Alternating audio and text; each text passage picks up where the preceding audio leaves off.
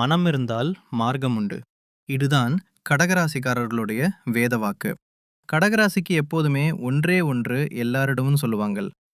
வீட்டில் உள்ளவர்களிடமே அடிக்கடி சொல்லுவாங்கள். அம்மா கிட்ட பிள்ளைகள் சொல்லுவாங்கள். அப்பா கிட்ட பிள்ளைகள் சொல்லுவாங்கள். ஏன் அப்பாவே பிள்ளைகளிடம் சொல்லுவார்கள். ஏய், நீ மனசு வச்சா நடக்கும்டா. அம்மா, நீ மனசு வச்சா நடக்குமா என்று இந்த வார்த்தையை சொல்லாத கடகராசிக்காரர்களே இருக்க மாட்டார்கள். நீ நினைச்சா செய்யலாம், பார்க்கலாம் பாரேன், யோசியேன், சரி இல்லனா விட்டுடு என்று ரொம்ப டக்குன்னு தன்னுடைய தாடையை அப்புறம், அதாவது முகத்தை தொங்க போட்டு விடுவார்கள். உடனே அதை கேட்டவர்கள் என்ன பண்ணுவார்கள் என்றால், சரி நான் செய்றேன் போ என்று சொல்லி உடனடியாக பர்மிஷன் வாங்கி விடுவார்கள். மனம் இருந்தால் மார்க்கம் உண்டு என்ற இந்த கடகராசியின் சூட்சமம் இன்னையிலிருந்து உங்கள் வீட்டில் ஒரு நல்லது நடக்கணும், கெட்ட சக்தி விலகணும் என்றால் உங்கள் மனசில் முதலில் முடிவு பண்ணுங்கள். யார் மூலமாக ஒரு விஷயத்தை கொண்டு வரணும், யாரிடம் எதை சொல்லணும், எந்த விஷயத்தை பிரயோகம் படுத்தணும், எந்த விஷயத்தை நாம் அவாய்ட் பண்ணணும் என்று கடகராசிக்காரர்கள் இன்னையிலிருந்து முடிவெடுங்கள். நிச்சயமாக நான் சொல்றேன், மதிநுட்பம் உங்களுக்கு எங்க இருந்து வருதுன்னு தெரியாது. சில நேரங்கள்ல பார்த்தீங்கன்னா, கடகராசிக்காரர்கள் சிலர் பேசும்போது அப்படியே அப்டேட் ஆக ஒரு பதில் சொல்லுவீங்க. அந்த நிமிஷத்துல அந்த பதில் வரும். எங்கேயோ இன்னொரு விஷயம் உங்களுக்கு புடிச்சவங்கள பத்தி யாராவது ஒரு குறை சொன்னாலோ, புடிச்சவங்கள பத்தி ஏதாவது தவறாக சித்தரிச்சாலோ, உடனே ஒரு ஆர்கியூமென்ட்டோட ஒரு பதில் வரும். வாய அடைக்கிற மாரி அவங்களால திருப்பி பேச முடியாது. இப்படிப்பட்ட நல்ல மனம் கொண்டவர்கள், மற்றவங்களுக்காக போராடக்கூடியவங்கள், மற்றவங்களுடைய நலன் மீது அக்கறை கொண்ட கடகராசி வீட்ல ஒரு கெட்ட தெய்வம் இருக்குமா? கெட்ட சக்தி இருக்குமா? அப்படி இருக்குதுன்னா, முதல்ல கடகராசிக்காரர்களோட பிடிவாதமா தான் இருக்கும். அதனால சில விஷயங்கள்ல பிடிவாதத்த தவிர்த்துருங்க. யாரோ ஒருத்தரால ஒரு காரியம் நடக்கணும்னா, அத முதல்ல ஸ்கெட்ச் போடுங்க. நம்மளால ஒரு காரியம் நடக்க முடியலன்னா, நம்ம வீட்ல உள்ளவங்க நெனச்சா அது நடக்கும். அவங்கள கொஞ்சம் தாஜா பண்ணணும். அவ்வளவுதான். கொஞ்சமா அவங்களுக்கு என்ன சொல்லுவாங்க, இப்பல்லாங்க ஐஸ் வைக்கணும், சோப்பு போடணும் என்று எப்படி வேணாலும் வச்சுக்கலாம். அதுக்கு என்ன பேர் வேணாலும் வச்சுக்கலாம். அப்படி இந்த பிளான நீங்க கடகராசியா போட்டீங்கன்னா, நிச்சயமால உங்க வீட்ல இந்த எட்டுன நீங்க நினைக்கிறது நடக்கும். அப்போ கெட்ட சக்திகள் நீங்க நினைக்கிறது நடக்க ஆரம்பிக்குது. பாத்தீங்களா? அப்போ உங்க மனசுல வீட்ல படி இருக்குதுன்னா, முதல்ல கடக ராசிக்காரர்களோட பிடிவாதமா தான் இருக்கும். அதனால சில விஷயங்கள்ல பிடிவாதத்த தவிர்த்துருங்க. யாரோ ஒருத்தரால ஒரு காரியம் நடக்கணும்னா, அத முதல்ல ஸ்கெட்ச் போடுங்க. நம்மளால ஒரு காரியம் நடக்க முடியலன்னா, நம்ம வீட்ல உள்ளவங்க நெனச்சா அது அது நடக்கும். அவங்கள கொஞ்சம் தாஜா பண்ணணும். அவ்வளவுதான். கொஞ்சம் அவங்களுக்கு என்ன சொல்லுவாங்க, இப்பல்லாம் ஐஸ் வைக்கணும், சோப்பு போடணும் என்று எப்படி வேணாலும் வச்சுக்கலாம். அதுக்கு என்ன பேர் வேணாலும் வச்சுக்கலாம். கெட்ட சக்தி இல்லன்னு முடிவாயிடும். இருந்தா அந்த கெட்ட சக்தி இருக்குங்கன்னு அத என்ன செய்யலாம் அப்படின்னு ரொம்ப சிம்பிளாக சொல்றேன். ஒவ்வொரு திங்கட்கிழமையும் உங்க வீட்டு வாசல்ல திங்கட்கிழமை காலையில உங்க வீட்டு பூஜை பண்ணுங்க. பூஜை பண்ணிட்டு ஒரு தேங்காய் ஒண்ணு வாங்கி உங்க வீட்டு சாமி ரூம்ல வைங்க. ரொம்ப சிம்பிள். நல்ல தேங்காய் ஒண்ணு வாங்கி உங்க வீட்டு சாமி ரூம்ல வைங்க. அதுக்கு மஞ்சள், குங்குமம் வைங்க. ஒரு பூ வைங்க. சாமி கும்பிடுங்க. எல்லா தீபாராதனையும் பண்ணுங்க. எல்லாம் முடிச்சுட்டு, அதுக்கு முன்னதாக நீங்கள் என்ன பண்ணுங்கன்னா, ஒவ்வொரு ஞாயிற்றுக்கிழமையும் வீட்ட சாயறைச்ச நேரத்துல நல்லா பெருக்கிட்டு, சுத்தமா வச்சுருவோம் இல்லையா? இப்ப திங்கட்கிழமை காலையில எழுந்த உடனே, வீட்ல இந்த தீர்த்த பொடி இருக்கும். அந்த தீர்த்த பொடி வாங்கி, வீடு முழுக்க தண்ணி தெளிச்சு விடுங்க. தண்ணி தெளிச்சு விட்டுட்டு, சாமி பூஜை பண்ணுங்க. சாமி பூஜை எல்லாம் முடிச்சுட்டு, இந்த பச்சை கற்பூரம்ன்னு ஒண்ணு சொல்லுவாங்க. அதையும் வாங்கி வச்சுக்கொள்ளுங்கள். தேங்காய் வாங்கி வச்சுக்கொள்ளுங்கள். இந்த சந்திரனுக்கு திங்கட்கிழமையில் பால் அபிஷேகம். உங்கள் ஊர்ல சிவன் கோயில் இருக்கும். அவசியம் இத செய்து பாருங்க. குறைந்தபட்சம் நீங்கள் கடக ராசிக்காரர்கள் மட்டும் பௌர்ணமி அன்னைக்கு செய்வது ரொம்ப விசேஷம். திங்கட்கிழமையில் செய்வது விசேஷம். தொடர்ந்து திங்கட்கிழமை, திங்கட்கிழமை செய்யணும். ஒரு 11 வாரம் செய்யணும். 11 வீக்ஸ் உங்கள் வீட்ல எந்த கெட்ட சக்தி இருந்தாலும் விலகிடும். அதே மாரி இந்த பௌர்ணமி பௌர்ணமி ஒரு 11 பௌர்ணமி செய்யணும். சந்திரனுக்கு பால் அபிஷேகம். திங்கட்கிழமை, திங்கட்கிழமை 11 திங்கட்கிழமை பால் அபிஷேகம். அதே மாரி பௌர்ணமி பௌர்ணமி பால் அபிஷேகம் சந்திரனுக்கு செய்யணும். சாமி நவகிரகத்துல இருக்கும் சந்திரன். இது அவசியம் பண்ணுங்க. அது மாரி உங்க ஊர் சிவாலயத்துல கொஞ்சம் பால் வாங்கி குடுங்க. திங்கட்கிழமையில பௌர்ணமியில் பால். இந்த பால் தான் உங்களுடைய பெருமை, பெரும் கவலைகள, வீட்ல இருக்கிற துஷ்ட சக்திகள விலக்கும். அந்த பால் அபிஷேகத்த பண்ணி கொஞ்சம் எடுத்துட்டு, வீட்டுக்கு வாங்கி ஒரு பக்கெட் தண்ணீல கலந்து கொஞ்சம் தெளிச்சு விடுங்க. வீடு முழுக்க. சுவாமிக்கு பண்ண அபிஷேகத்த, அந்த தீர்த்தத்த நடைபாதையில தெளிக்கக்கூடாது. ரொம்ப நோட் திஸ் பாயிண்ட். நடைபாதையில தெளிக்கக்கூடாது. செவறுகளில லைட்டா தெளிச்சு விடுங்க. நம்ம வீட்டு ஓரங்கள்ல லைட்டா தெளிச்சு விடுங்க. அதான் ரொம்ப முக்கியம். அதுக்கு தான் தண்ணி நெறைய கலக்க சொன்னேன். இத கண்டிப்பா பண்ணுங்க. அதே மாதிரி ரொம்ப சிம்பிளா சொல்றேன். 8 மூலைகள் இருக்கும். வீட்ல ஈசான மூலை, நிருதி, வாயவு, இந்திராதி அஷ்டதிக் பாலகர்கள்ன்னு பேரு. அந்த 8 மூலைகளுக்கும் கொஞ்சம் சாதம் வடிச்சு ஒரு சின்ன 1/4 கிலோ சாதம் வடிச்சு கொள்ளுங்க. அப்ப ஒரு பௌர்ணமி அன்னைக்கு இது பௌர்ணமியில செய்யலாம். இல்ல திங்கட்கிழமையில செய்யலாம். எத நீங்க முடிவு பண்ணிக்கிறீங்களோ அன்னைக்கு செய்யுங்க. இது ஒரு தடவை செய்தா போதும். அதாவது பார்த்தீங்கன்னா, இத பௌர்ணமியில செய்யலாம். இல்ல திங்கட்கிழமையில ஏதாவது ஒரு டே பிளான் பண்ணுங்க.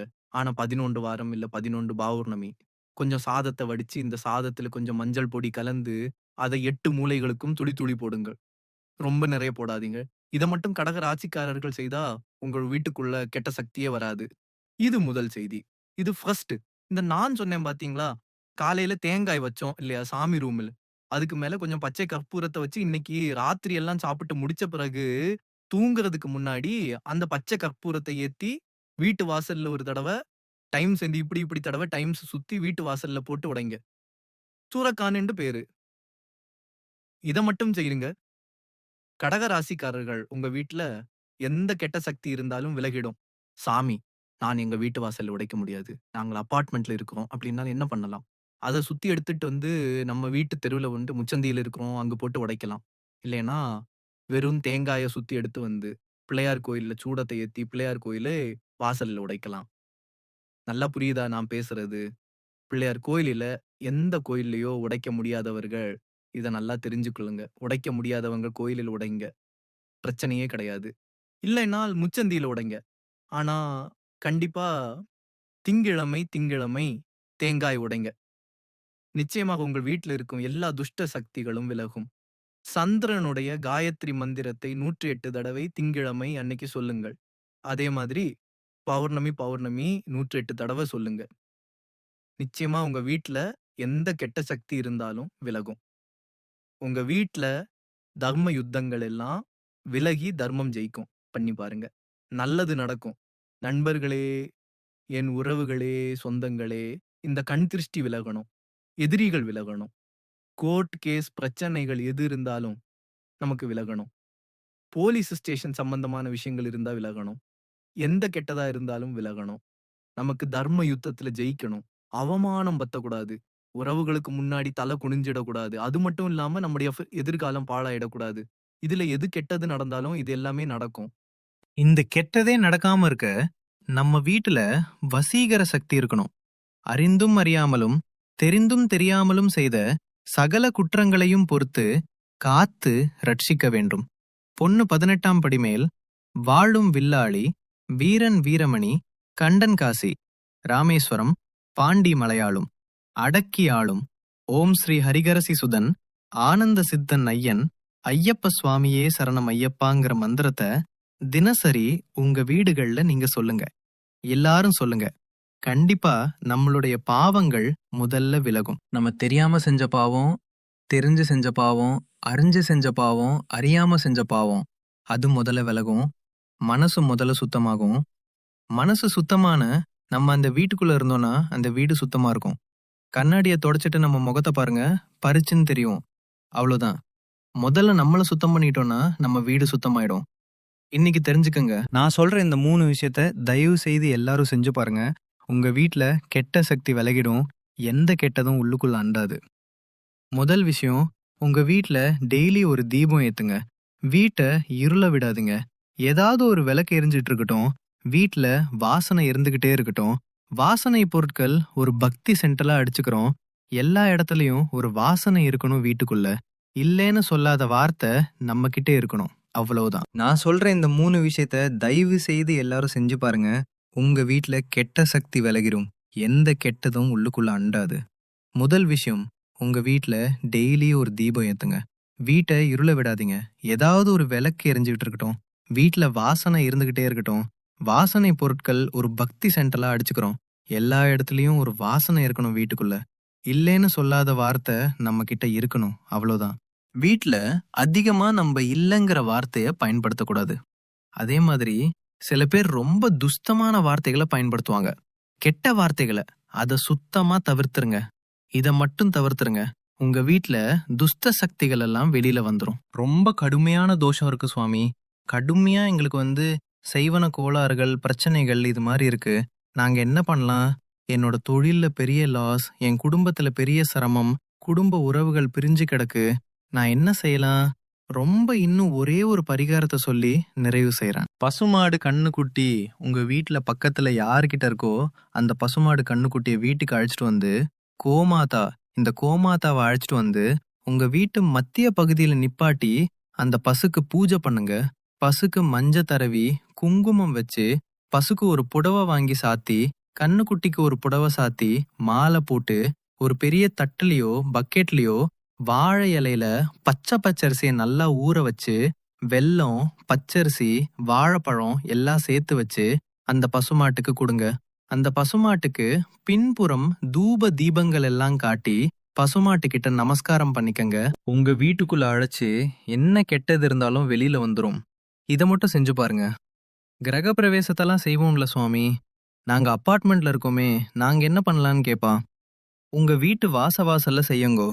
அப்பார்ட்மெண்ட் வாசல்ல அது செய்யுங்க. பசு பூஜை பண்ணுங்க. பசு பூஜை பண்ணி நான் சொன்ன மாதிரி சுவாமி அந்த பசுக்கு நிவேதியம் பண்ணுங்க. நிச்சயமாக உங்க வீட்ல இருக்கிற எல்லா துஷ்டங்களும் வெளியில வந்துரும். எல்லா கெட்ட சக்தியும் வெளியில வந்துரும். நல்லது நடக்கும், நம்புங்க. இன்னையிலிருந்து உங்க வாழ்க்கை பிரகாசமா போகுது.